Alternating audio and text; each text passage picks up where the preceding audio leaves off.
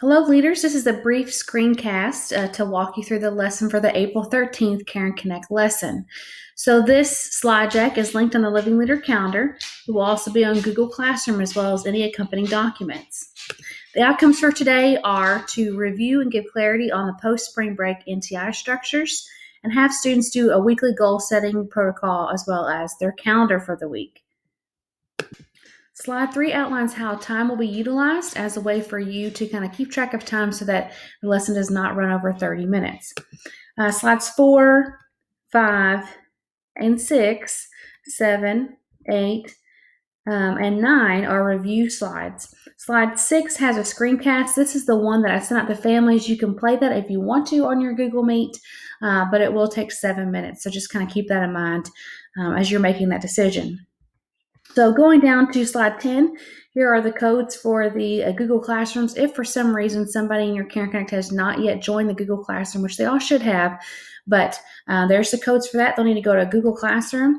Then there they will find this template linked in there called Weekly Goal Setting and Calendar Control.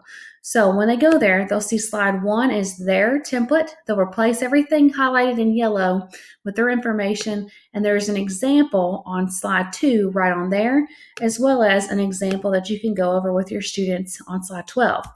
So the completion of this Karen Connect template will be worth a grade in Karen Connect.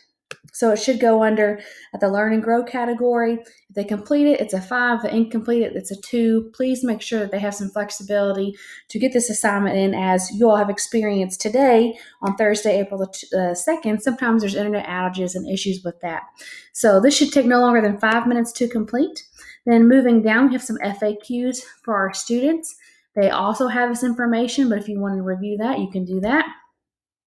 Then on slide 14, if you click on the gift, it will take you to the Excavating Gifts course Clarity closure slides. So this should take about 5 minutes to go over with your students and kind of providing some clarity for them on their next steps so we can provide closure to the course. So they'll get the clarity on the 13th.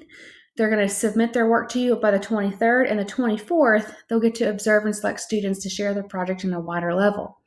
So slide 3 outlines what they need to have completed. Please make sure to be flexible with some of these pieces, as some of these pieces require them to reach out to community members. We know some of them have that done.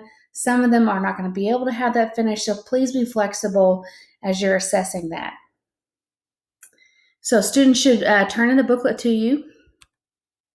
Then what students will have to do is complete a 2 to 5 minute flip grid highlighting the evidence of their project. So we'll have a school-wide flip grid. This will be something that we'll be sharing over social media. Please encourage them to do their very best. Make sure they're not reading off of a piece of paper, but really just kind of telling us about their experience. Again, if they did not get a chance to complete their project, that's okay.